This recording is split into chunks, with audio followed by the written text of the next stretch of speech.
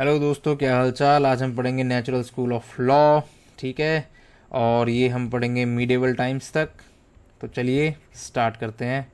तो एक समय की बात है जब बोला जाता था कि Kings were of divine origin. ठीक है, डिवाइन यानी उनकी उत्पत्ति जो है ना दिव्य है, दिव्य उत्पत्ति है। तो इसका मतलब ये था कि भाई किंग्स बोलते थे कि हमें राइट टू अथॉरिटी गॉड ने दी है। ठीक, रूल करने की जो अथॉरिटी है हमें गॉड से मिल रही है। हमें किसी का भी कंसेंट लेने की ज़रूरत नहीं है राज करने के लिए, और हमारी कोई जवाबदेही नहीं है किसी के प्रति। यानी अर्थली जो अथॉरिटी है ना, अर्थ पे जितने भी लोग हैं उनके प्रति हमारी कोई जवाबदारी नहीं है, जवाबदेही नहीं है। ये थ्योरी हर जगह चल रही होती है। तो यहाँ से कुछ थिंकर्स निकल के आते हैं। वो थिंकर्स, उनमें जो सबसे पहले हैं वो हैं सोक्रेटिस यानी सुकरात। सुकरात क्या बोलते हैं कि भाई देखो, मैं आपको सुकरात की कहानी सुनाता हूँ। जब कहानी सुन लोगे तो मज़ा आएगा। एक्चुअल में सुकरात हर गली, हर मोहल्ले, हर नुक्कड़ में जाकर वो यही पूछते कि what is law, what is morality, और यही सारे क्वेश्चन, व्हाट इज़ जस्टिस। और लोग इन क्वेश्चंस का आंसर दे ही नहीं पाते। जब वो इन क्वेश्चंस का आंसर नहीं दे पाते तो फिर वो सोचते कि क्या पता हमें आंसर सोक्रेटिस से मिल जाए, ठीक है, सुकरात से मिल जाए। तो अब क्या हुआ, सुकरात के पास लोग आने लगे। उनकी टीचिंग्स जो है ना बड़ी फेमस होने लगी। अब जब उनकी टीचिंग्स फेमस होने लगी तो धीरे धीरे धीरे धीरे धीरे धीरे वो टीचिंग्स जो हैं पूरे सिटी में फैलने लगी। अब वो टीचिंग्स पूरे सिटी में फैलने लगी तो वहीं पे ही क्या हुआ कि जो मिनिस्टर्स थे सिटी के, या फिर जो इलेक्टेड रिप्रेजेंटेटिव थे सिटी के, ठीक है, उनको ये बात पता लगी कि कोई सुकरात नाम का बंदा है जो कि ऐसे ऐसे ज्ञान बांट रहा है। अब क्योंकि उनके हिसाब से क्या था, उन्होंने फिर सुकरात पे आरोप लगाया कि देखो, एक तो आप यूथ को भटका रहे हो हमारे, पहली चीज़ है। और दूसरी चीज़ है, आप जो गॉड्स में जो बिलीव नहीं रखते ना, वो आपको करना पड़ेगा। तो इस चीज़ की सज़ा मिली सुकरात को। अब जब सुकरात को इस चीज़ की सज़ा मिली तो सुकरात को सज़ा मिली मौत। हेमलॉक नाम का एक पॉइज़न होता है, उन्होंने बोला गया कि ये आपको पीना पड़ेगा और आपकी मौत हो जाएगी। अब सुकरात के एक बहुत अच्छे शिष्य थे जिनका नाम था प्लेटो। प्लेटो ने क्या किया, पूरा बंदोबस्त किया कि सुकरात को जेल में से निकाल के, ये जेल है इसमें से निकाल के भगाने का। और वो सुकरात के पास पहुंचे रात को। सुकरात ने क्या कहा कि देखो प्लेटो, मैं बाहर नहीं जाऊंगा। क्यों नहीं जाऊंगा, उसका रीज़न है क्योंकि मैं पूरी ज़िंदगी कुछ सिखाता आ रहा हूँ और उसके खिलाफ अब मैं नहीं जाऊंगा। मैं मोरालिटी सिखाता आ रहा हूँ, ठीक है। अब मोरालिटी सिखाता आ रहा हूँ, इसका मतलब मैं भी मोरल हूँ। तो उन्होंने बोला कि लेकिन आप तो ये भी कहते हो ना कि भाई जो जो लॉ, जो कानून जो है, अगर वो मोरालिटी के अगेंस्ट जाता है तो वो भी लॉ नहीं है, और आपकी तो जो मौत हो रही है वो मोरालिटी के अगेंस्ट हो रही है। तो यहाँ पर सोक्रेटिस कहते हैं कि देखो, सुकरात कहते हैं कि देखो, मैं मानता हूँ कि जो मेरा डिसीजन है वो मुझे एग्जीक्यूट करने का, यानी मुझे जो मृत्यु दंड मिल रहा है ना, वो गलत है। लेकिन मैंने इस राज्य से जो भी हासिल करा है, पूरी ज़िंदगी इस राज्य से हासिल करा है, चाहे राज्य कैसा भी है। और इस राज्य की, अब मैं, इस राज्य ने अगर मुझे कोई सज़ा दी है ना, तो मैं उस चीज़ को पलट नहीं सकता क्योंकि वो फिर हो जाएगा इमोरल। वो मोरल रहेगा ही नहीं। इसीलिए मैं मरना मंजूर करूँगा, लॉ को मानना मंजूर करूँगा, लेकिन मैं इमोरल नहीं होऊंगा। मैं ये नहीं करूँगा कि एक गलत को दूसरे गलत से सही करूँ। सुकरात ने ये बोलकर अपनी जान गंवा दी, और साथ में ये भी कहा कि अगर आज मेरी मृत्यु हो जाती है तो मेरे विचार हमेशा जीवित रहेंगे, और आज अगर मैं जी जाता हूँ तो मेरे विचारों की मृत्यु हो जाएगी। तो सुकरात का जो हमें पता लगता है, जो सुकरात ने बातें कही, वो प्लेटो ने सारी बातें लिखी थी। सुकरात ने कोई बातें लिखी ही नहीं थी अपनी, ठीक है। तो अब सुकरात जो है, सुकरात ने जो पहली चीज़ बोली कि देखिए, even if I am wronged, अगर मेरे साथ भी गलत हो रहा है, I must not do wrong, कि मुझे गलत फिर भी नहीं करना चाहिए, बिकॉज उससे लॉ वायलेट हुआ। दूसरी चीज़ उन्होंने बोली कि लॉ जो है ना और जो पॉलिटिकल पावर है ये जस्टिफाइड होने चाहिए बाय रीज़न। रीज़न का मैं आपको फिर से एग्जांपल दे रहा हूँ। वही एक बुक है आपके पास, ये बुक है, ये आपने अपने फ्रेंड को उधार दी। अब ये बुक आपने अपने फ्रेंड को उधार दी और आपका फ्रेंड सोच रहा है कि मैं इस बुक को फाड़ दूँ, इसके टुकड़े टुकड़े कर दूँ। तो अब रीज़न क्या बोलेगा? रीज़न उसे ये बोलेगा कि देखो, उसको पास दो ऑप्शन है। पहला ऑप्शन क्या है कि भाई इस बुक को फाड़ने से मुझे क्या बेनिफिट है, और दूसरा ऑप्शन ये है कि मेरे फ्रेंड को क्या लॉस है। तो अगर वो ये देखेगा कि इस बुक को फाड़ने से मुझे कोई बेनिफिट नहीं है लेकिन मेरे फ्रेंड को लॉस हो रहा है, इसका मतलब रीज़न क्या कहता है कि उसको ये बुक नहीं फाड़नी चाहिए। इसीलिए प्लेटो ने कहा कि लॉ भी ऐसा ही होना चाहिए जो कि रीज़न से बना हो, और पॉलिटिकल पावर भी जो हो वो रीज़न से लोगों के पास आई हो, ना कि ऐसे ही हवा में पावर दे दी गई हो। ठीक है, तो अब उन्होंने दूसरी चीज़ जो बोली वो बोली सीक ट्रुथ, कि आप सत्य की खोज करो। अथॉरिटी जो है, जो सत्ता है, जो इस टाइम सत्ता में बैठा है, उसको आंख बंद करके फॉलो मत करो, उससे सवाल पूछो। साथ में उसने कहा कि power must be held accountable, कि पावर की जवाबदेही होनी चाहिए। इसका मैं आपको एग्जांपल देता हूं।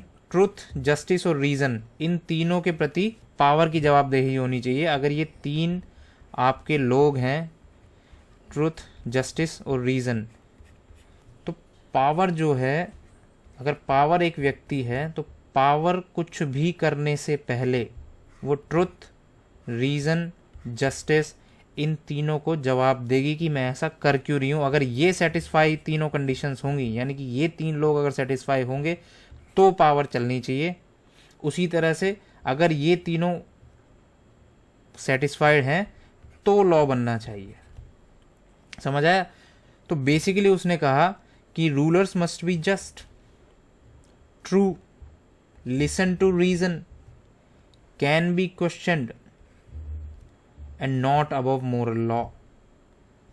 कि जो रूलर है आपका वो न्यायपूर्ण होना चाहिए, सत्य होना चाहिए, रीज़न को सुनना चाहिए, तर्क जिसे बोलते हैं हम, और उसको क्वेश्चन भी कर सको, आप उसे सवाल जवाब कर सको, और वो नैतिक कानून से ऊपर नहीं होना चाहिए। अब आते हैं प्लेटो के पास। प्लेटो क्या थे? प्लेटो शिष्य थे सुकरात के, यानी सोक्रेटिस के शिष्य थे। और प्लेटो कहते थे कि भाई वर्ल्डली लॉज, यानी इस दुनिया के जो लॉ है ना, उनकी वजह से सुकरात की मृत्यु हो गई, सोक्रेटिस की मृत्यु हो गई। यानी कि ऐसी कोई ना कोई चीज़ है जो कि इस धरती से, इस वर्ल्ड से बाहर है। तो उन्होंने एक थ्योरी दी। उन्होंने पहले तो एक बात बोली कि देखो, अगर वर्ल्डली लॉज यानी इस दुनिया के कानून अगर जस्टिस नहीं दे पाते हैं, तो जस्टिस इस मटेरियल वर्ल्ड से कहीं बाहर है। तो उन्होंने बोला कि जस्टिस इस मटेरियल वर्ल्ड से कहीं बाहर है, इस भौतिक दुनिया से कहीं बाहर है। तो उन्होंने एक चीज़ बोली जिसको बोलते हैं स्पिरिचुअल रेल्म। उन्होंने बोला कि जस्टिस आपको यहाँ मिलेगा, ये एक दूसरी दुनिया है, ये एकदम परफेक्ट दुनिया है। तो उन्होंने एक थ्योरी बनाई जिसको बोलते हैं इटर्नल फॉर्म्स या इटर्नल आर्चटाइप्स। अब लोग बड़े कंफ्यूज हो जाते हैं इसको सुन के कि ये क्या लिख दिया, लेकिन अब इटर्नल का मतलब सिंपल सिंपल समझो, जो चीज़ हमेशा होती है, परमानेंट, जो हमेशा चलती है। और फॉर्म्स का यहाँ पे मतलब है, फॉर्म्स या आर्चटाइप्स जो वो बोल रहे हैं उसका मतलब सिंपल है पैटर्न्स। ठीक है, तो ये जो ऐसे पैटर्न्स हैं जो कि इटर्नल हैं, हमेशा हैं। और मैं इसका एग्जांपल आपको दे के बताता हूँ। ये आपका वर्ल्ड है, ये रहा, इसमें प्लेटो है। ये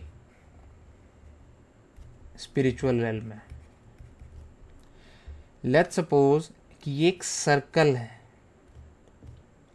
ये आपने इस वर्ल्ड में बना दिया। लेकिन प्लेटो को कहना क्या था कि ये सर्कल इतना परफेक्ट नहीं है जितना ये परफेक्ट यहाँ पे है, और हमें हमेशा कोशिश करनी चाहिए कि जो हम सर्कल बनाएं वो इतना परफेक्ट बनाएं जितना हमारा स्पिरिचुअल रेल्म में सर्कल है। ऐसी ट्राइंगल एक शेप है, अगर ट्राइंगल यहाँ बना हुआ है तो वो यहाँ पे जो हम ट्राइंगल बनाएंगे वो इतना परफेक्ट होना चाहिए, अगर परफेक्ट इसके जितना नहीं हो सकता तो लेकिन इतना होना चाहिए कि वो इससे के जैसे होने की कोशिश करे। इसी तरह उन्होंने बोला कि जो जस्टिस है ना, जो न्याय है, यहाँ पे एकदम परफेक्ट न्याय है आपके पास, लेकिन अगर आप यहाँ आओगे तो यहाँ आपको जस्टिस जो है ना वो जितना हो सके इस न्याय के पास जाना है, जितना हो सके इस न्याय के पास जाना है। ऐसे ही लिबर्टी, ऐसे ही ब्यूटी। ठीक है, तो आपको एक सिंपल सा, अगर मैं आपको सिंपल सा साधारण सा एक एग्जांपल दूं तो वो ये है कि मान लो कि आप हेवन में हो, या फिर इसको स्पिरिचुअल रैम बोल देते हैं प्लेटो का। अब यहाँ पे आपको कौन मिलेगा, हेवन में कौन मिलता है आपको, अप्सराएं। ठीक है, और अगर आप दूसरी साइड हो तो हूरें। तो कहने का मतलब ये है कि अगर प्लेटो होते तो वो बोलते कि हर लड़की को अगर ब्यूटी देखनी है तो एक अप्सरा जो एक परफेक्ट फिगर है उसके जैसा बनना चाहिए, या फिर अगर हूर है तो उसके जैसा बनना चाहिए। तो ये प्लेटो का आइडिया था। तो प्लेटो ने कहा कि law must aim to imitate, कि लॉ को उनके जैसा बनने की कोशिश करनी चाहिए। आगे चलते हैं। Aristotle, father of practical natural law. अब एरिस्टोटल प्लेटो के शिष्य थे तकरीबन 20 साल उन्होंने प्लेटो की सुनी, लेकिन उन्हें कुछ चीज़ें लाश नहीं आई। उन्होंने बोला कि चलो ठीक है, लेकिन मुझे लगता है कि प्लेटो के ऊपर कुछ ज़्यादा ही असर आ गया सोक्रेटिस के मरने का। यानी सुकरात जो मरे ना, उन्होंने उनके दिमाग को ज़्यादा स्पिरिचुअल बना दिया, इस वर्ल्ड से वो कम कनेक्टेड थे। तो उन्होंने बोला कि हम वापस यहाँ आते हैं उस दूसरी दुनिया से, और अब सोचते हैं कि इस दुनिया में क्या चीज़ें चलेंगी। तो अरस्तु ने क्या करा, यानी अरस्तु यानी एरिस्टोटल ने क्या करा, उन्होंने सबसे पहले तो ये बोला कि भाई देखो ये थ्योरी ऑफ फॉर्म्स है ना, ये तो मैं रिजेक्ट कर रहा हूँ, ये तो बेकार की हवाबाजी है जो प्लेटो ने करी है। क्योंकि प्लेटो को इतना धक्का लगा था उनकी मृत्यु से सुकरात की, तो वो दूसरी दुनिया में पहुँच गए। ठीक, उन्होंने बोला कि देखो मैं क्यों एक दूसरी दुनिया बनाऊँ इस वाली दुनिया को एक्सप्लेन करने के लिए। पहली बात तो मुझे जब यही दुनिया पता नहीं है तो वो वाली दुनिया कैसे पता होगी। फिर उन्होंने बोला कि मान लो अगर एक perfect form, third man argument, एक परफेक्ट फॉर्म है किसी चीज़ की, ऑलरेडी ये एक व्यक्ति है, इसकी एक परफेक्ट फॉर्म यहाँ पे बनी है। अब इन दोनों फॉर्म्स को अगर आप देखो, अगर इन दोनों को देखो तो ये अर्थ पे है, ये स्पिरिचुअल रेल्म के अंदर है। तो अब इन दोनों की भी कोई ना कोई फॉर्म होगी जो स्पिरिचुअल रेल्म में एकदम परफेक्ट होगी। फिर इस पूरे की, यानी कि ये जो पूरा है इसकी एक फॉर्म होगी जो परफेक्ट होगी, फिर इस पूरे की एक रेल्म जो फॉर्म होगी वो होगी। तो इसका मतलब क्या है कि ये तो इन्फिनिट लूप हो गया एक आपका, ये तो ख़त्म ही नहीं होगा कभी। तो इसीलिए उन्होंने बोला कि ये एक थ्योरी जो है ये परफेक्ट नहीं है। उसके बाद हम चलते हैं, how can an unchanging form explain a world full of, how can unchanging forms, जो फॉर्म्स बदलती ही नहीं है, तो एक बदलते हुए विश्व को कैसे रिप्रेजेंट करेंगी, कैसे एक्सप्लेन करेंगी। तो इसका एक मैं एग्जांपल देता हूँ आपको कि जस्टिस तो चेंज होता जा रहा है नीचे अर्थ पे, जब से हम आए हैं, जब से प्लेटो एरिस्टोटल वगैरह सब आए हैं, मान लीजिए इस समय को 4 से 5,000 साल हो चुके हैं, जस्टिस चेंज होता आ रहा है। लेकिन प्लेटो के हिसाब से तो जस्टिस बिल्कुल परफेक्ट है, वो यहाँ पे है स्पिरिचुअल रेल्म के अंदर। तो अगर जस्टिस एकदम परफेक्ट है और यहाँ पे चीज़ें चेंज हो रही हैं, तो इसका मतलब क्या है कि जो अनचेंजिंग फॉर्म है, ये जो चेंज ही नहीं हो रही है, वो इसको एक्सप्लेन ही नहीं कर पा रही है। तो इसलिए उन्होंने बोला कि ये मैं थ्योरी इस बेस पे भी रिजेक्ट कर रहा हूँ। तीसरा उन्होंने आंसर दिया, एक और बात बोली कि भाई देखो फॉर्म्स जो है ना पर्टिकुलर्स एक्सप्लेन नहीं कर सकती। अब इससे आप क्या समझ रहे हो, पर्टिकुलर्स का मतलब ये है कि जैसे एक व्यक्ति है ये रहा, और उस व्यक्ति की अगर फॉर्म होगी तो वो यहाँ पे एज अ मैन होगी। ये मैन की जो डेफिनेशन है, जो ये मैन यहाँ पे है, वो इसे कैसे एक्सप्लेन करेगा, इसमें ऐसे कौन से गुण हैं जो इसमें यहाँ से नहीं आए हैं। ठीक, ये तो बड़ा मुश्किल है जानना। पहली बात तो यही नहीं पता आपको कि मैन है, जो स्पिरिचुअल लेवल में मैन है, उसकी क्या क्वालिटीज़ हैं। और अगर उसकी क्वालिटीज़ आपको पता भी लग जाए तो ये कैसे पता करोगे इसके अंदर कितनी क्वालिटीज़ हैं उसकी।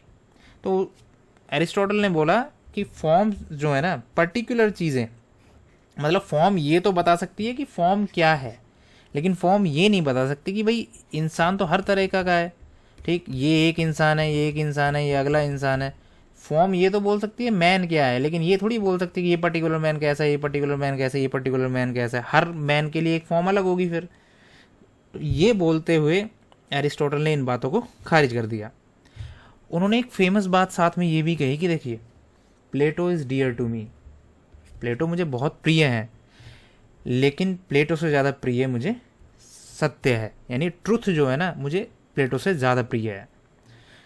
अब चलते हैं आगे। अब एरिस्टोटल ने दिया ऑब्जेक्टिव नेचुरल जस्टिस।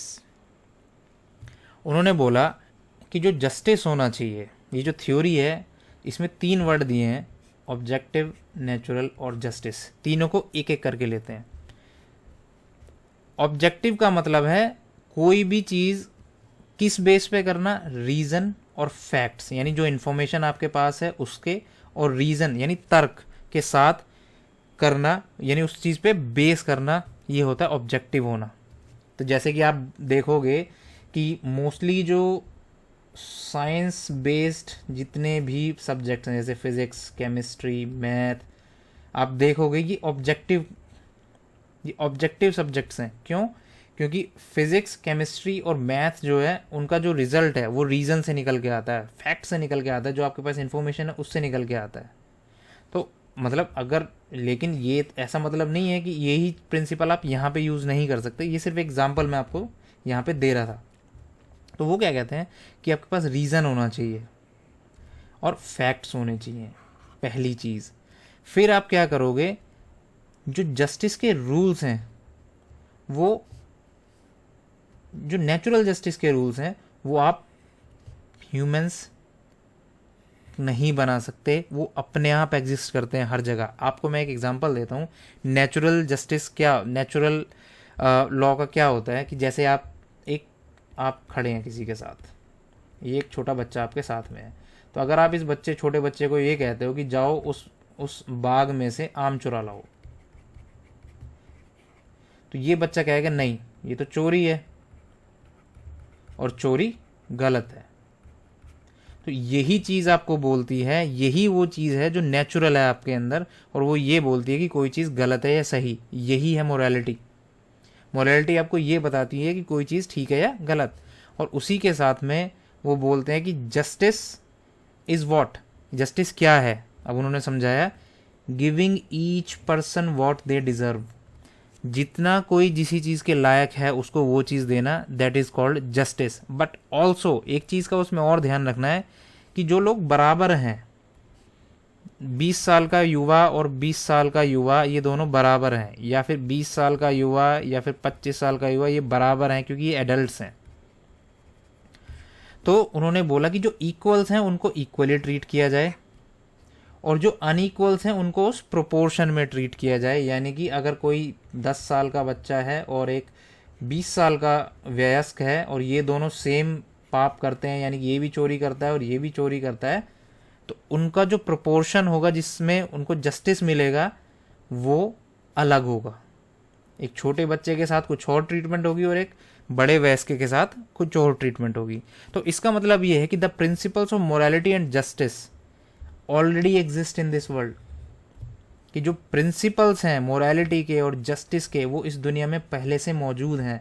बस हमें वो प्रिंसिपल्स ढूंढने हैं, और उसको ढूंढने के लिए हमें रैशनल माइंड यूज़ करना पड़ेगा, तार्किक बुद्धि जिसे हम बोलते हैं, तार्किक बुद्धि हमें उसके लिए यूज़ करनी पड़ेगी। और ये जो चीज़ है मोरालिटी जो है वो सब में मौजूद है इस दुनिया में। बस वो कहते हैं कि सब में तो मौजूद है, लेकिन वो ये भी कहते हैं साथ में कि उसको ढूंढने के लिए कौन कितनी मेहनत कर रहा है, उसी से उसको उतने ज़्यादा प्रिंसिपल्स डिस्कवर कर पाएगा। अब आगे चलते हैं एरिस्टोटल ने जो बिग आइडियाज दिए वो क्या थे? पहला था, उन्होंने जस्टिस को 2 पार्ट में डिवाइड किया, 2 पार्ट्स, नेचुरल जस्टिस और कन्वेंशनल जस्टिस। नेचुरल जस्टिस के हिसाब से अगर आप बोलोगे तो let suppose murder is wrong everywhere in this world, आप कहीं भी चले जाओ। और conventional justice is like your local laws that govern local laws. एक आपको एग्जांपल देता हूँ लोकल लॉज का, जैसे ट्रैफिक। जैसे यूके में हम या फिर इंडिया में गाड़ी राइट साइड चलाते हैं, मतलब ड्राइवर सीट राइट साइड होती है, लेकिन यूएस में आप जाओगे तो गाड़ी की जो ड्राइवर सीट है वो लेफ्ट साइड होती है। तो ये क्या है? कन्वेंशनल जस्टिस का पार्ट है, कन्वेंशनल लॉ और कन्वेंशनल और नेचुरल जस्टिस। उन्होंने एक चीज़ और बोली, डॉक्ट्रिन ऑफ टेलियोलॉजी। उन्होंने बोला कि एवरीथिंग हैज़ अ पर्पस, हर चीज़ का एक पर्पस होता है। ये एरिस्टोटल का एक बहुत बड़ा आइडिया है। लेट्स सपोज आप कुछ काम कर रहे हो, उसका एक अल्टीमेट पर्पस है, और अल्टीमेट पर्पस को बोला उन्होंने टेलोस। तो इसको अगर मैं आपको एग्जांपल से समझाऊं कि ये एक सीड है मान लीजिए, ठीक, ये जो सीड है इसका जो अल्टीमेट पर्पस है वो बनना है एक ट्री। अगर ये ट्री बन जाता है तो ये अपना पर्पस फुलफिल कर लेता है। साथ में उन्होंने एक और चीज़ दी जिसे बोलते हैं वर्च्यू एथिक्स, क्योंकि उन्होंने कहा था कि हर किसी को वर्च्यू के साथ रहना चाहिए। वर्च्यू का मतलब क्या है? That is good, something that is good. और ये गुड कहाँ से मिलेगा आपको, अच्छा कहाँ से मिलेगा? जब आप मोरल रीजनिंग यूज करोगे। तो एरिस्टोटल ने बोला कि हमें जो जीवन की जो हमारी नीति है ना वो वर्च्यू पे बेस होनी चाहिए, वर्च्यू एथिक्स, एथिक्स माने नीति। तो उन्होंने बोला कि लिव इन अ वे, इस तरह जियो जो क्या बिल्ड करे? कैरेक्टर। जो क्या करे? Develop good qualities. So this is what virtual ethics are, ठीक है। और उसी के साथ में law should help the people to become better. ये उन्होंने बोला कि लॉ सिर्फ पनिश करने के लिए नहीं होना चाहिए। अगर आप एरिस्टोटल की जगह होगे और आप सोचोगे कि भाई अरस्तु के साथ ऐसा हुआ, यानी सुकरात के साथ ऐसा हुआ, सोक्रेटिस के साथ ऐसा हुआ, और प्लेटो ने क्या करा, उस शौक में आके ये सारी थ्योरियाँ दी जितनी भी उन्होंने दी, और अब आप तीसरे व्यक्ति हो और आपके कंधों पे ये जिम्मेदारी है, तो आप क्या सोचोगे कि ठीक है प्लेटो ने जो चीज़ें कही ठीक है, मैं उनको मान नहीं सकता क्योंकि वो चीज़ें मुझे मोरली और या फिर रीज़न यानी तर्क के आधार पर मुझे साउंड नहीं लग रही हैं वो चीज़ें। तो आप क्या करोगे? आप क्या बोलोगे कि भाई जो लॉ बनना चाहिए, क्योंकि उन्होंने सोक्रेटिस को मरते हुए देखा है, तो उन्होंने बोला कि not just to punish, law सिर्फ पनिश करने के लिए नहीं बनने चाहिए, लॉ इसलिए बनने चाहिए कि जो इंसान हो वो बेटर बने, मोर जस्ट बने और मोर रिस्पॉन्सिबल बने। आई बात समझ में? अब आगे चलते हैं, पानी वानी पी के आओ, आराम से ठंडा होके आओ। ये तो थे हमारे ग्रीक फिलोसोफर्स, ये ख़त्म हो गए। अब आगे बढ़ेंगे रोमन फिलोसोफर्स। आराम से ठंडे होके पानी वानी पी के आओ, मस्त चिल करके, चीज़ें आपको बड़ी अच्छे से समझ में आएंगी। ओके सो अब आगे चलते हैं in another part of Europe. Europe का एक दूसरा हिस्सा रोम। रोम में चलते हैं। रोम में ये थे जीनो। जीनो क्या थे? एक बहुत वेल्दी मर्चेंट थे, लेकिन इन्होंने सब कुछ अपना खो दिया। और जब इन्होंने सब कुछ अपना खो दिया तो ये फिलोसॉफी की तरफ मुड़ गए, दर्शन जिसे बोलते हैं हम, फिलोसॉफी की तरफ मुड़े। और इन्होंने क्या फाइंड करा? स्टोइसिज्म के ये फाउंडर बने।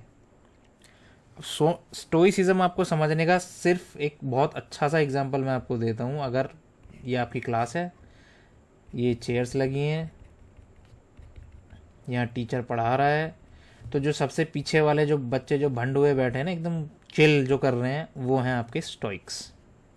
तो स्टोइक्स क्या कहते हैं कि भाई लॉ जो है ना is found in nature. Law nature में मिलता है, प्रकृति में लॉ मिलता है। एक पैलेस यानी एक महल में लॉ नहीं मिलता। तो उन्होंने बोला कि live according to the rational moral order that governs the universe. उन्होंने फिर यही बात बोली कि जो रैशनल ऑर्डर है, यानी कि ये बात रोम के दूसरे हिस्से में हो रही है, और यहाँ पे ये बोल रहे हैं कि जो रैशनल रीज़न है, रैशनल चीज़ें हैं, जो मोरल ऑर्डर है, जो यूनिवर्स को गवर्न करता है, उसके हिसाब से जियो। उसका मैं आपको एग्जांपल देता हूँ। Moral order that governs the universe, यानी कि सिंपल मतलब हर किसी को क्या चाहिए? पीस। हर किसी को क्या चाहिए? Good life.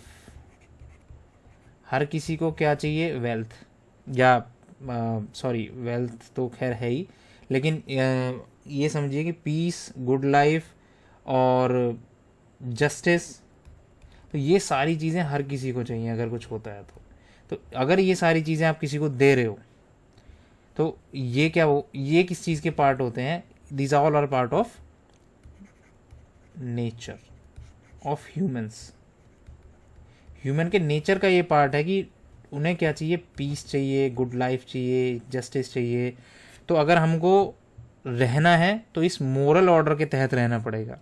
उन्होंने एक चीज़ और कही, सिटीजनशिप ऑफ कॉस्मोस। देखो यहाँ पे पहली बार ये बात हो रही है, जैसे इंडिया में हम बोलते हैं कि वासुदेव कुटुंबकम, कुटुंबकम, ढंग से प्रोनाउंस कर पा रहा हूँ नहीं कर पा रहा हूँ शायद नहीं, लेकिन उन्होंने बोला कि सिटीजनशिप ऑफ द कॉस्मोस, कि ऑल ह्यूमंस, जितने भी व्यक्ति हैं, जितने भी इंसान इस धरती पे हैं, उनके पास रीज़न है, वो सोच सकते हैं रैशनली।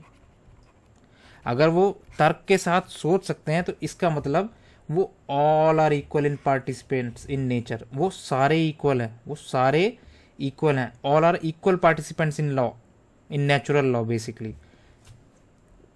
अब आगे चलते हैं और देखते हैं सिसेरो क्या कह रहे हैं। सिसेरो कहते हैं कि देखो, ट्रू लॉ, अगर कोई सच में ही अगर लॉ है, वो राइट रीज़न है, एक सही तर्क है, इन एग्रीमेंट, यानी कि वो अग्री करता है नेचर के साथ। और नेचर क्या था? जो मैंने अभी बताया था कि हर व्यक्ति पीस चाहता है, अच्छी लाइफ चाहता है, ये सब। तो वो क्या है? In agreement with nature. It commands what ought to be done and forbids the opposite.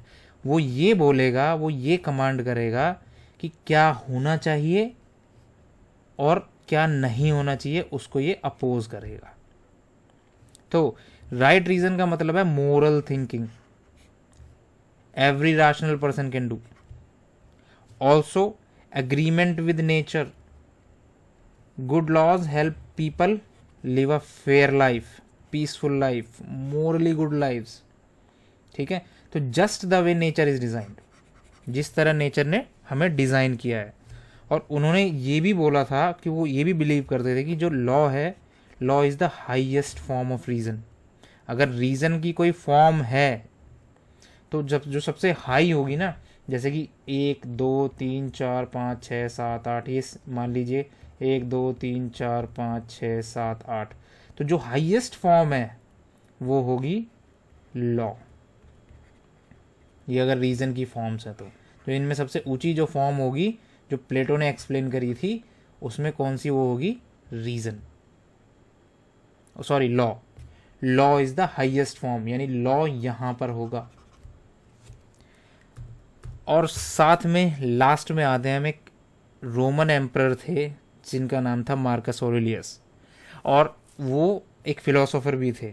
तो उन्होंने बोला था कि rule according to virtue.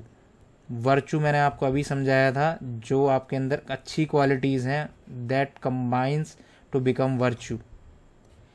And reason, reason माने तर्क, questioning, and using brain power, not power, not physical force.